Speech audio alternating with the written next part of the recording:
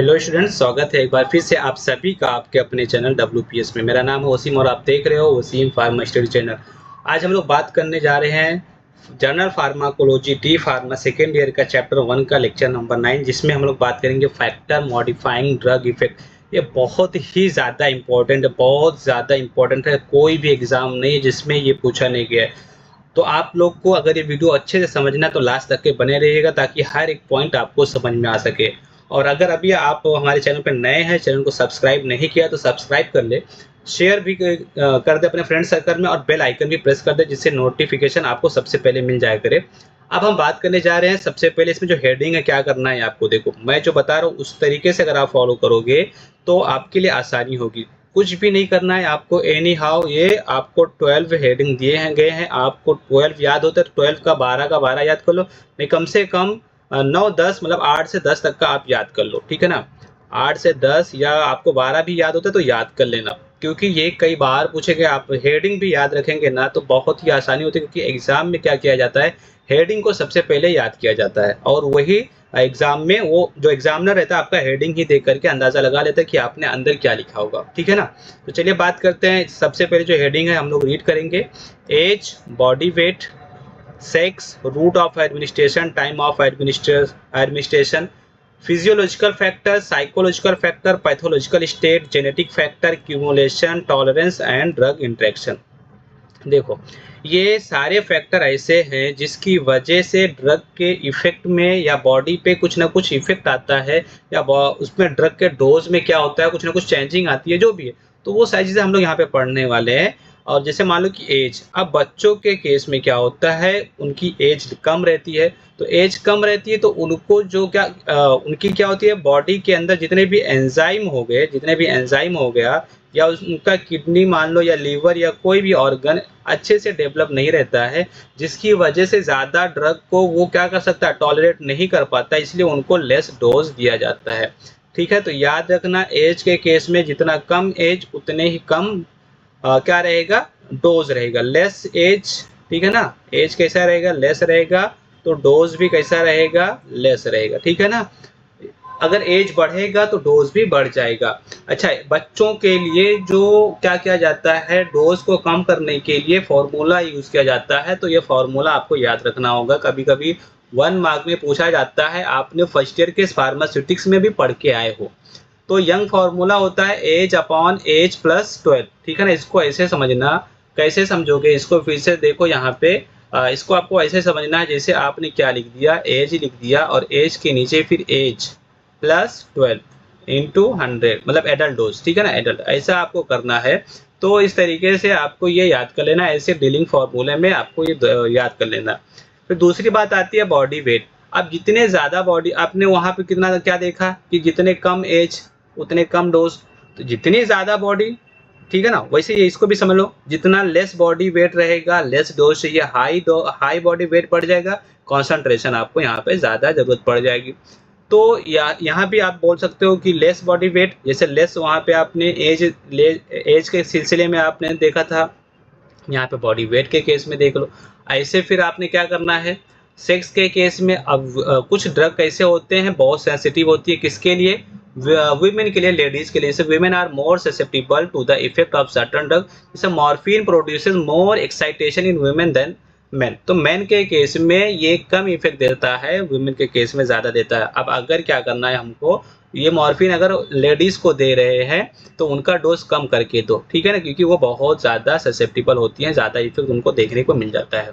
ऐसे root of administration, root तो आपको पता है कि अगर हम क्या करेंगे, इंजेक्शन के थ्रू ले रहे हैं तो लेस डोज चाहिए, ओरल ले रहे हैं तो ज़्यादा डोज चाहिए, ये तो आप पढ़ के आए हो, ठीक है ना। Intravenous dose of a drug is less always subcutaneous. जो भी अदर जो भी ड्रग रहते हैं, उन जो भी रूट रहते हैं उन सब में ये आईवी वाले का डोज सबसे कम रहता है। टाइम ऑफ एडमिनिस्ट्रेशन, देखो अब यहाँ पे कुछ ड्रग ऐसे होते हैं कि खाने से पहले दिए जाते हैं, कुछ खाने के बाद दिए जाते हैं, कुछ सनसेट ऐसा कुछ किया जाता है ना, तो ये उसके बारे में है।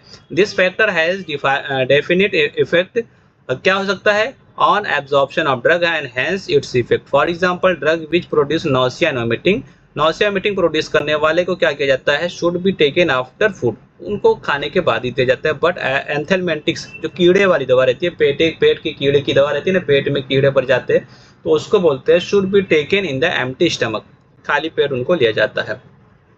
इसके अलावा फिजियोलॉजिकल फैक्टर, फिजियोलॉजी मतलब बॉडी का कैसा क्या बॉडी टेम्परेचर ये सब देखेंगे। तो body temperature and acid base status are the some factor which modify the drug effect. जैसे salicylate lower the body temperature only in fever case. अब यहाँ पे फिजियोलॉजी मतलब कि अगर ये समझ लो कि अगर हमको बीमारी है, अगर हमको फीवर है, तब ये जाकर के दवा इफेक्ट देगी। अगर फीवर नहीं है फिर भी आप ये दवा खा रहे हो, जैसे एस्पिरिन हो गया, पैरासीटामोल हो गया, एस्पिरिन हो गया, सैलिसाइलेट यहाँ पे एग्जांपल लिया ना, तो सैलिसाइलेट किसका एग्जांपल है, ये एस्पिरिन का ही है। तो अगर एस्पिरिन आप ले रहे हो, ठीक है ना, एस्पिरिन ले रहे हो, तो अगर आपका बॉडी टेम्परेचर नॉर्मल है तो कोई भी इफेक्ट नहीं आएगा। अगर हाँ बॉडी टेम्परेचर हाई हो गया तो उसको लो करके नॉर्मल कर देगा, अगर हाई है तो नॉर्मल पे ला करके रोक देगा, ठीक है ना ये, ठीक है। उसके बाद में साइकोलॉजिकल, अब कुछ साइको पेशेंट होते हैं जिनको दवा की ज़रूरत नहीं होती है, बट फिर भी उनके माइंड में सेट हो चुका होता है कि हमें ये फीवर आ रही है, हमें बुखार आ रहा है, हमें ये हो रहा है, प्रॉब्लम हो रहा है, जोड़ों में दर्द है, तो उनको प्लेसबो मेडिसिन दिया जाता है, मतलब डमी टाइप का। जैसे आपने फ़ोन वगैरह देखा होगा ना कि फ़ोन के दुकान पे जो रहते हैं वहाँ पे डमी फ़ोन रखे रहते हैं बहुत सारे, जिससे क्या हो सकता है कि उनका शोरूम का वो अट्रैक्शन बढ़ जाता है, कस्टमर ज़्यादा से ज़्यादा आते हैं। तो यहाँ पे डमी क्या किया जाता है, मेडिसिन भी दिया जाता है जिसका कलर, स्मेल और ये सब सेम एक्चुअल मेडिसिन की तरीके से रहती है, बट उसका कोई इफेक्ट बॉडी पे नहीं होता है। तो एक ये भी है। उसके बाद में आता है पैथोलॉजिकल। पैथोलॉजिकल स्टेट मीन्स कि अगर हमको बीमारी है तो हमको ज़्यादा डोज लेना पड़ेगा, बीमारी नहीं है तो हमें डोज कम लेना पड़ता है।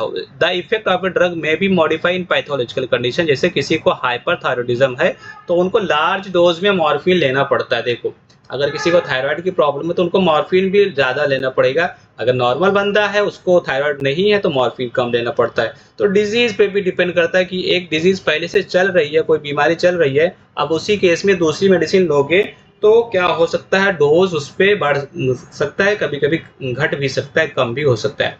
Genetic factor, the effect of drug में be vary due to the genetic factor like inherent enzyme deficiency. कुछ एंजाइम की डेफिशिएंसी होने की वजह से प्रॉब्लम होता है, जैसे primaquine produce haemolysis in the individual with the deficiency of glucose 6 phosphate dehydrogenase G6PD। Pharmacogenetics is a science which deals with the genetic variation. यहाँ पे एक एक्स्ट्रा डेफिनेशन दिया गया है, ठीक है ना, फार्मेको जेनेटिक का डेफिनेशन दिया गया है। तो याद रखो कि कुछ क्या होते हैं जेनेटिकली, कुछ एंजाइम होते हैं जो क्या होता है इनहेरेंट होते हैं, पेरेंट्स से चिल्ड्रन में जाते हैं और वो प्रॉब्लम क्रिएट कर सकते हैं। फिर होता है क्यूमुलेशन। क्यूमुलेशन मीन्स याद रखो कि इकट्ठा होना, क्या होना, इकट्ठा होना, वो थोड़ा थोड़ा करके इकट्ठा होते रहेगा, इकट्ठा होते रहेगा, फिर जब ज़्यादा हो जाएगा तो इफेक्ट शो करेगा। जैसे डिजिटेलिस क्या कर सकता है, drug like digitalis are excreted slowly. ये क्या हो सकती है, धीरे धीरे किडनी से एक्सक्रीट होता है। So the repeated administration lead to the, अब देखो अभी आपने डिजिटेलिस को बॉडी के अंदर लिया था बट वो बॉडी से बाहर निकला नहीं अभी पूरी तरीके से, फिर आपने सोचा कि अरे यार अभी बहुत टाइम हो गया दवा खाए, लाओ दोबारा दवा खा लेता हूँ। दोबारा आपने दवा खाया तो अभी पहले वाला भी बॉडी से बाहर नहीं गया था, वो एग्जिट नहीं हुआ था, किडनी से बाहर नहीं निकला है, फिर आपने दोबारा खा लिया, जिसकी वजह से क्या होगा, वो क्या कहलाएगा, क्यूमुलेशन कहलाएगा। अब ज़्यादा वहाँ पे इकट्ठा हो गया, ठीक है ना। फिर एक आता है टॉलरेंस। क्या होता है, it is unusual resistance to the normal. हमारी बॉडी क्या होती है, बॉडी क्या करती है, ड्रग को टॉलरेट कर ले जाती है। होता है ना, एक टाइम के बाद में दवाओं का असर बंद हो जाता है, तो इसका मतलब ये है कि हमारी बॉडी उस चीज़ को लेकर के टॉलरेट हो गई। अब टॉलरेशन में भी यहाँ पे कई तरीके से हो सकते हैं, टू टॉलरेशन, ट्रैकीफाइलेक्सिस, ठीक है ना। और यहाँ पे दो ही मैंने यहाँ मतलब दो यहाँ पे क्या दिया गया है, टॉलरेशन। तो आप टॉलरेंट याद कर लेना, 1 मार्क के लिए सारी चीज़ें पूछी जाती है, इसलिए मैंने यहाँ पे बहुत सारा एक्सप्लेन कर दिया है। फिर आता है ड्रग इंट्रैक्शन। ड्रग इंट्रैक्शन भी 1 मार्क में भी आता है। द इफेक्ट ऑफ ड्रग में be modified by the prior और simultaneous administration of another drug.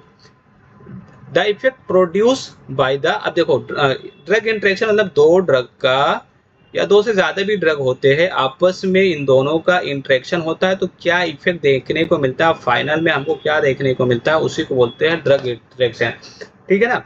तो जैसे एक होता है एडिटिव इफेक्ट, एक होता है सिनर्जिज्म, एक होता है एंटागोनिज्म। तो ये तीनों को अलग से भी पूछता है, इसलिए मैंने यहाँ पे डिफाइन करके रख दिया है। क्या दिया है, सबसे पहले एडिटिव इफेक्ट देख लो, here the total pharmacological response produce by the two drug is equal to the sum of individual. देखो यहाँ पे 2 ड्रग हैं, मान लो हमारे पास में ज़्यादा पावरफुल दवा नहीं थी, ठीक है ना? तो आपने क्या किया, आपने 2, आपके पास में 2 थी, दोनों मिला करके आपने कंबाइन करके खा लिया और फाइनल इफेक्ट आपको दोनों का जितना था उतना मिल गया। जैसे यहाँ पे क्या दिया है, effect of ephedrine and the aminophylline in the bronchial asthma. Asthma के केस में एफेड्रिन और अमाइनोफाइलिन ही दिया जाता है, ठीक है ना? इसको एडेटिव, एडेटिव मतलब कि ऐड होना, प्लस का साइन लगेगा। फिर होता है synergism, the total effect produce by two drug is greater than the sum of individual effect. जैसे ammonium chloride synergism the effect of mercurial diuretics. देखो, मर्क्यूरियल डायरेटिक वाले चैप्टर में आपको फर्स्ट ईयर में पढ़ाया था, उसकी बात कर रहा है। तो यहाँ पे क्या कह रहा था, total effect produce by two drug, दोनों ड्रग का जो इफेक्ट होता है produce by two drug is greater than the sum. अगर ये बोल रहा है कि अगर दोनों आपने अलग अलग खाया, 2 ड्रग है, एक बार ये खाए, फिर आपने थोड़ी देर के बाद आपने बी ड्रग खाया, ठीक है ना? पहले ए ड्रग खाया, उसके बाद में थोड़े टाइम के बाद में बी ड्रग खाया, तो उसका इफेक्ट उतना ज़्यादा नहीं मिलेगा, मतलब मिलेगा बट उतना ज़्यादा नहीं। बट ए बी को अगर एक साथ खा जाओ, एक साथ खा जाएंगे, तो इसका इफेक्ट दोनों जो आपने अलग अलग खाया था उससे ज़्यादा देखने को मिल जाएगा। वही लिखा है यहाँ पे, the total total effect produce by two drug is greater than the sum of, यहाँ पे क्या कहा गया, greater than the sum of individual, ठीक है ना? इंडिविजुअल के सम से फिर क्या हो, ज्यादा हो जाएगा, जैसे अमोनियम क्लोराइड, ठीक है? उसके बाद में antagonism, two drug act on the same physiological system and produce opposite effect. देख रहे हो, अगर एक ही, जैसे एक ही साइड पे 2 ड्रग कैसे बाइंड कर सकते, नहीं कर सकते, क्योंकि एक ही ताले में एक ही चाबी लग सकती है, तो उसको बोलते हैं एंटागोनिज्म। अगर कोई पहले से जाकर के वहां पे बैठ गया, मतलब उसके अगेंस्ट काम कर रहा है। Two drug act on the same physiological system, same organ पे, मान लो लंग्स हो गया, किडनी हो गई, लीवर हो गया, किसी भी ऑर्गन पे जाकर के 2 ड्रग एक साथ काम कर रहे हैं, तो उसकी वजह से क्या होगा, अपोजिट इफेक्ट देखने को मिल सकता है। जैसे क्या गया एंटागोनिज्म के, फिर यहाँ पे क्या कहा गया, क्लासीफाई किया गया, केमिकल एंटागोनिज्म, कॉम्पिटेटिव और नॉन कॉम्पिटेटिव एंड फिजियोलॉजिकल, ठीक है ना? सबको फिर अलग से मैंने यहाँ पे डिफाइन कर दिया है। केमिकल एंटागोनिज्म का एग्जांपल क्या दिया, this occur as a result of chemical interaction होगा बिटवीन टू ड्रग के बीच में केमिकल इंटरेक्शन, जैसे BAL in arsenic poisoning. Arsenic जब पॉइजनिंग हो जाता है तो आर्सेनिक पॉइजनिंग पूरे बॉडी में फैलने लगता है, तो उस टाइम पे बाल दिया जाता है, जिसका फुल फॉर्म होता है ब्रिटिश एंटीलेवेसाइट, ठीक है ना? बाल ये दिया जाता है। तो ये क्या करता है, उसी साइड पे जहां आर्सेनिक पॉइजन जाकर के बाइंड हो रहा था, उसके जगह पे ये बाइंड हो जाएगा और उसको वहां से हटा देगा। तो ये क्या हो गया, उसके इफेक्ट को कम कर देगा, पॉइजन इस तरीके से बॉडी में फैलने नहीं पाएगा।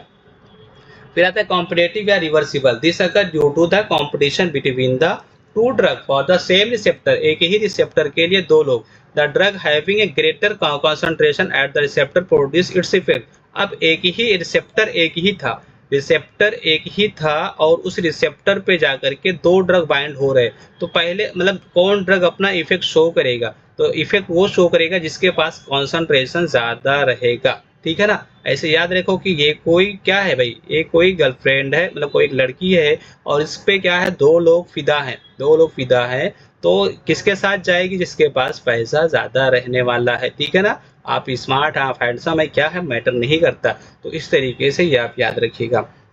उसके बाद में ये non competitive, this occur due to the inactivation of the receptor by the antagonist. यहाँ पे कोई कंपटीशन नहीं है, एंटागोनिज्म गया है और वो रिसेप्टर को क्या कर दिया है, इनएक्टिवेट कर दिया है, जैसे antagonism of acetylcholine by the demethonium, ठीक है ना, decamethonium at the neuromuscular junction. ये आगे आएगा, बताऊंगा, ठीक है ना? अगला पेज, अगला हम लोग का यही होने वाला है, सेकंड जब चैप्टर स्टार्ट करेंगे आएगा, धीरे धीरे सब बातें करेंगे। फिर physiological antagonism, here the drug and antagonism antagonist act on the different receptor, ये डिफरेंट रिसेप्टर पे काम करने वाले हैं एंड अपोजिट इफेक्ट शो करेंगे, जैसे adrenaline in the histamine anaphylaxis. Histamine की एलर्जी की वजह से उसमें जब एड्रेनालिन दिया जाता है तो हमें फिजियोलॉजिकल इफेक्ट देखने को मिलता है। तो कुछ चीज़ें आपको याद कर लेनी है, 1-1 मार्क में सब पूछे जाते हैं। अगर ये 1-1 मार्क अगर आप नहीं भी याद करते हो, फिर भी आप क्या करना, मिनिमम, जैसे कि मैंने पहले बताया था कि ये हेडिंग अगर आप याद करके जाओगे तो एग्जामिनर की नज़र हेडिंग पे पड़ जाएगी, तो आपको अच्छे मार्क्स देगा, ठीक है ना? तो यहाँ पे हमारा होता है chapter number and, chapter number 1 का एंड था ये आज, ठीक है ना? चैप्टर 1 का एंड था। फिर भी अगर इसमें कुछ रह जाएगा, कुछ बचेगा, तो मैं बाद में लेक्चर ले आऊँगा इसके लिए। कुछ इंपॉर्टेंट डिस्कशन भी कर दूंगा, कुछ इंपॉर्टेंट क्वेश्चन वगैरह भी दे दूंगा। बट यहाँ पे ऐसा थियरी पार्ट में देखा जाए तो मेरे हिसाब से अभी एंड है, फिर भी अगर कुछ बचेगा, मैं बार बार बोल रहा हूँ तो मैं बता दूंगा, ठीक है ना, ये भी मैं बोल रहा हूँ कि बता दूंगा अगर कुछ रह गया होगा तो। अब हम लोग स्टार्ट करेंगे और चैप्टर नंबर 2 स्टार्ट करेंगे। तो अगर वीडियो आपको पसंद आई हो तो जाने से पहले लाइक करके जाएं, और चैनल को सब्सक्राइब नहीं किया तो सब्सक्राइब कर दे, शेयर करना ना भूलें, ठीक है ना। इसके नोट्स मैं अपने टेलीग्राम चैनल पे दे दूंगा, वहाँ पे जाकर के आप डाउनलोड कर लो। चैनल का नाम है वसीम फार्मा स्टडी, यही सेम नेम है जो जिस जैसा आपका यूट्यूब चैनल पे आप देख रहे हो ना, ऐसे सेम नेम है, वहाँ से जाकर के डाउनलोड कर सकते हो। या फिर मेरे नंबर पे आप मैसेज कर देना 8756534094। तो इस पे आपको फिर आप इस पे भी आपको नोट्स वगैरह मिल जाते हैं। चलिए मिलते हैं नेक्स्ट वीडियो में, तब तक के लिए टेक केयर, बाय।